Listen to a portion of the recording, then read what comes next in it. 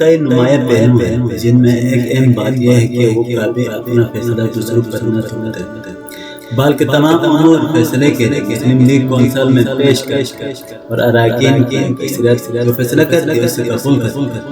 مثلا کانگریس کی ہندوستان چھوڑ دو تحریک اور بعد میں نامنظوری نیشنل ڈیفنس کونسل سے مسلم لیگی ممبروں کے استعفوں کے طلبی راج گوپال اچاریہ اور مولک کی منظوری یوم راست اقدام کا فیصلہ 1946 کی عبوری حکومت 3 جون 1947 کے منصوبہ کی منظوری، ایسے تمام واقعات پاکستان ہمیشہ جمہوریت کے اصولوں کی پاسداری کرتے ہوئے اپنے ساتھیوں کو پہلے اعتماد میں لیا نہ کہ ایسے خود فیصلے کیے۔ لیکن آج ہمارے حکمران کا معاملہ اس کے برعکس ہے، یہاں پہلے فیصلہ کر لیا جاتا ہے، بعد میں ساتھی حلقوں سے مشورہ دیا جاتا ہے۔ ہمارے ملک کی بدقسمتی ہے کہ کیا پاکستان کی صرف 1 سال بعد پاکستان قائد اعظم محمد علی جناح اس جانی خانے سے کوچ کر گئے، ورنہ پاکستان کے حالات وہ نہ ہوتے جو آج دیکھنے میں آ رہے ہیں۔ ملک میں جمہوریت کو صحیح معنوں میں نبھانے کے لیے 4 مختلف اداروں میں ماشاء اللہ نافذ ہوا، بعض سیاستدانوں نے خود اس کی راہنمائی کی۔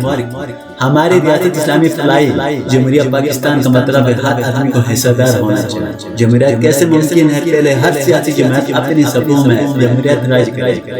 1943 میں مسلم لیگ کے زعما کو قائد اعظم محمد علی جناح نے فرمایا آپ کا تاحیہ صدر چننا چاہتا ہوں۔ آپ نے کہا ہرگز نہیں، میں انسان ہوں، مجھ سے بھی غلطی ہو سکتی ہے اور اس طرح صدارت کے لیے ایک فرد نہ ہوں، انتخاب ہو اور ہر سیاسی فیصلہ مسلم لیگ کونسل سے مشاورت سے ہونا چاہیے۔ اسی طرح باقی سیاسی جماعتوں پر بھی لازم ہے کہ اپنی جماعت میں الیکشن کرائے جائے اور اس طرح جمہوریت کا آغاز ہوگا۔ اقربا پروری خوشامدی نظریہ کو دور کرنا پڑے گا، لہٰذا ہر سطح پر لوگوں کی رائے کا مقدم سمجھا جائے، اس طرح پاکستان خوشحال ہوگا۔ تعلیم کو عام کیا جائے، وزراء اور بڑے لوگ VIP کلچر کو پھر آباد کریں، سادگی کو اپنایا جائے، بیرونی قرض جات سے دور رہنا چاہیے اور لوگوں کو بہبود کا سوچا جائے۔ 2 اگست 2012 کے روزنامہ نوائے وقت میں محترمہ منیر احمد منیر نے میرے مضمون کے جواب میں ایک مضمون تحریر کیا، تاریخ کا تعلق علم نے کی حیثیت سے میرا یہ فرض ہے کہ اس مضمون کے جواب دیا جائے، کیونکہ منیر احمد منیر کے مضمون میں لقب قائد اعظم کے خالق کا متنازع بنانے کی کوشش کی گئی ہے، لہٰذا میرے مضمون میں عنوان لقب قائد اعظم رحمۃ اللہ کے خالق کو متنازع نہ بنایا جائے میں مکمل وضاحت کی گئی ہے۔ قائد اعظم محمد علی جناح رحمۃ اللہ کو قائد اعظم کا لقب جن شخصیات نے دیا ان کی تفصیل یہاں پر حوالہ دی جاری ہے۔ تو ناظرین کرام، پاکستان کی ایک مستند انسائکلو پیڈ یا پاکستانی کا از سید قاسم محمود شکتا ایڈیشن نمبر 2008 الفیصل نشران و تاجران کتب غزنی اسٹریٹ اردو بازار لاہور صفحہ نمبر 889 کے مطابق مولانا مظہر الدین نے محمد علی جناح کو پہلی بار قائد اعظم کا لقب دیا تھا۔ 10 مارچ 1937 میں مولانا نے محمد علی جناح اور لیاقت علی خان کو دہلی میں استقبالیہ دیا اور اپنے ادارے کی جانب سے سپاس نامہ پیش کیا۔ اس سپاس نامے محمد علی جناح صاحب کو قائد اعظم خطاب ملک ملت رہنمائے ملت اور قائد ملت جیسے خطابات سے نوازا گیا۔ اس کے بعد مولانا نے جناح صاحب کے لقب قائد اعظم کی باقاعدہ تشہیر شروع کر دی۔ مولانا مظہر الدین 1888 میں شیر کوٹ ضلع بجنور میں پیدا ہوئے تھے۔ ان کی رعایت سے مولانا شیر کوٹی کہلاتے تھے۔ 1918 میں روزنامہ مدینہ بجنور سے وابستہ ہوئے۔ 1920 میں اپنا ہفتہ وار اخبار الامان جاری کیا، بعد ازاں اسے دہلی منتقل کر دیا گیا۔ اس اخبار کے ذریعے تحریک خلافت کی پرزور حمایت کی، بلکہ ضلع بجنور کی خلافت کمیٹی کے صدر بھی رہے۔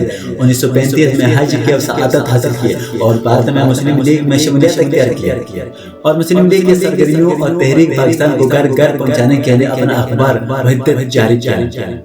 مولانا مظہر الدین صاحب نے فلسطین کانفرنس میں شرکت کی، واپسی پر الامان کا مصر نمبر شائع کیا۔ 14 مارچ 1939 کو مولانا صاحب کو ان کے دفتر میں ہی قتل کیا۔ نماز جنازہ جامع مسجد دہلی میں ادا کی، بعد ازاں شفیق نامی قاتل گرفتار ہوا اور اس سے پھانسی کی سزا ہوئی۔ 1937 में मौलाना मजहरुद्दीन ने मोहम्मद अली जिन्ना को कायद आज़म का लक़ब दिया, लेकिन बाद 10 दिसंबर 1938 में ऑल इंडिया मुस्लिम लीग के सालाना इजलास मुनाकिद पटना में मियां फैरुज़ुद्दीन अहमद ने कायद आज़म मोहम्मद अली जिन्ना की नाराज़गी से लगाया।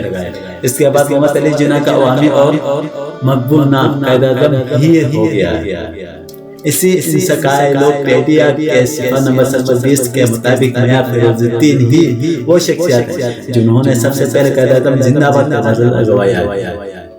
मियां फैरुज़ुद्दीन लाहौर में 1901 में पैदा हुए। मजलिस खिलाफत के क़याम पर रेजिमेंट के सालार मुकर्रर हुए। ऑल इंडिया मजलिस खिलाफत के रुकन भी मुंतखब हुए। उन्होंने अपने वक्त के तमाम कौमी और सियासी तहरीकों में सरगर्मियों से हिस्सा लिया।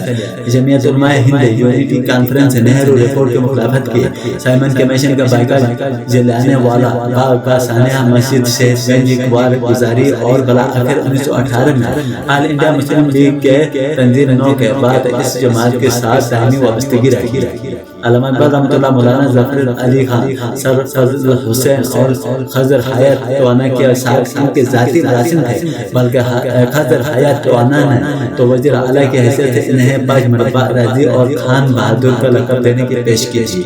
बशर्ते कि ये मुस्लिम लीग की हमायत से दस्तकश हुए गए। आपने अक्टूबर 1947 में वफ़ात पाई।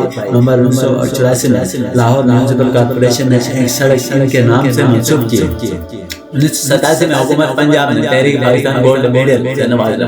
कायद आज़म रहमतुल्लाह के लक़ब के सिलसिले में मज़कूरा इंसाइक्लोपीडिया के अलावा तहरीक पाकिस्तान और क़याम पाकिस्तान के मुतालिक लिखे गए। इन तमाम किताबों में मौलाना मुजाहिद और मौलाना फैरोज़ का नाम भी आता है।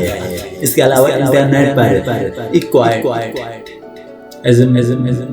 आज़म history.week.com के मुताबिक मौलाना मजहरुद्दीन और मौलाना फैरुज़ुद्दीन का नाम भी आता है।